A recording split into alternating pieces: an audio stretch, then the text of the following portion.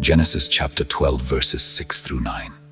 And Abram passed through the land unto the place of Sichem, unto the plain of Moreh. And the Canaanite was then in the land. And the Lord appeared unto Abram, and said, Unto thy seed will I give this land. And there builded he an altar unto the Lord, who appeared unto him. And he removed from thence unto a mountain on the east of Bethel, and pitched his tent, having Bethel on the west, and Hai on the east. And there he builded an altar unto the Lord, and called upon the name of the Lord. And Abram journeyed, going on still toward the south.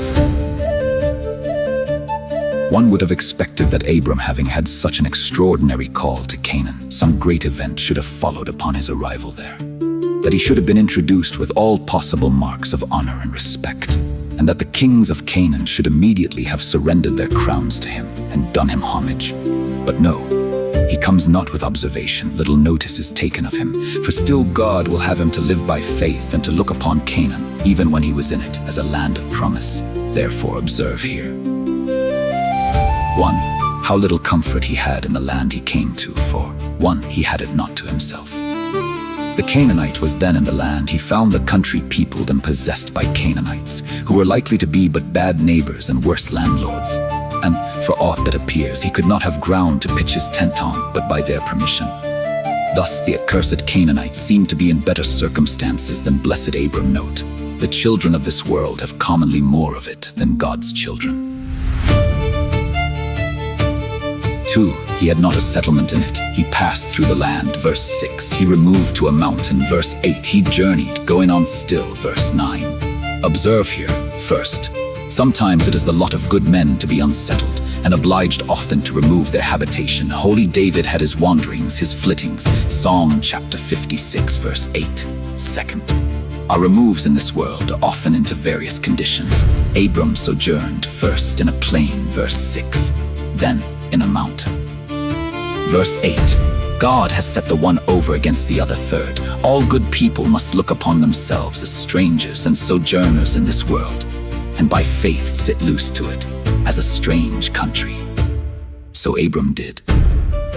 Hebrews chapter 11, verses 8 through 14. Fourth, while we are here in this present state, we must be journeying and going on still from strength to strength, as having not yet attained.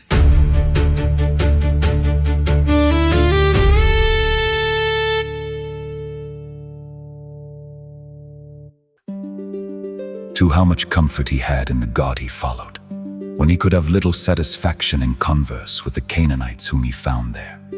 He had abundance of pleasure in communion with that God who brought him thither, and did not leave him communion. Is kept up by the word and by prayer, and by these, according to the methods of that dispensation, Abram's communion with God was kept up in the land of his pilgrimage. One God appeared to Abram, probably in a vision, and spoke to him good words and comfortable words. Unto thy seed will I give this land. Note, first, no place nor condition of life can shut us out from the comfort of God's gracious visits. Abram is a sojourner, unsettled among Canaanites, and yet here also he meets with him that lives and sees him. Enemies may part us and our tents, us and our altars, but not us and our God. Second, with respect to those that faithfully follow God in a way of duty, though he lead them from their friends, he will himself make up that loss by his gracious appearances to them. Third, God's promises are sure and satisfying to all those who conscientiously observe and obey his precepts, and those who, in compliance with God's call, leave or lose anything that is dear to them, shall be sure of something else abundantly better. In lieu of it, Abram had left the land of his nativity. Well, says God, I will give thee this land. Matthew chapter 19, verse 29. Fourth, God reveals himself and his favors to his people by degrees before he had promised to show him this land, now to give it to him. As grace is growing, so is comfort. Fifth, it is comfortable to have land of God's giving, not by providence only, but by promise. Sixth, mercies to the children are mercies to the parents. I will give it, not to thee, but to thy seed. It is a grant in reversion to his seed, which yet, it should seem, Abram understood also as a grant to himself of a better land in reversion. of which this was a type. For he looked for a heavenly country. Hebrews chapter 11 verse 16. To Abram attended on God and his instituted ordinances. He built an altar unto the Lord who appeared to him, and called on the name of the Lord. Genesis chapter 12 verses 7 through 8. Now consider this. First, as done upon a special occasion, when God appeared to him then, and there he built an altar, with an eye to the God who appeared to him. Thus he returned God's visit, and kept up his correspondence with heaven, as one that resolved it should not fail on his side. Thus he acknowledged, with thankfulness, God's kindness to him, in making him that gracious visit and promise. And thus he testified his confidence in, and dependence upon the word which God had spoken. Note: an active believer can heartily bless God for a promise, the performance of which he does not yet see, and build an altar to the honor of God who appears to him, though he does not yet appear for him. Second, as his constant practice, whithersoever he removed, as soon as Abram had got to Canaan, though he was but a stranger and sojourner there, yet he set up and kept up the worship of God in his family. And wherever he had a tent, God had an altar, and that an altar sanctified by prayer.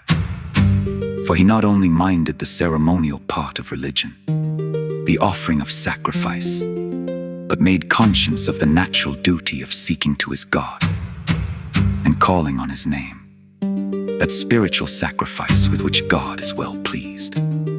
He preached concerning the name of the Lord. That is, he instructed his family and neighbors in the knowledge of the true God and his holy religion. The souls he had gotten in Haran, being discipled, must be further taught. Note: those that would approve themselves the children of faithful Abram, and would inherit the blessing of Abram, must make conscience of keeping up the solemn worship of God, particularly in their families, according to the example of Abram. The way of family worship is a good old way, is no novel invention, but the ancient usage of all the saints. Abram was very rich and had a numerous family, was now unsettled and in the midst of enemies, and yet, wherever he pitched his tent, he built an altar. Wherever we go, let us not fail to take our religion along with us.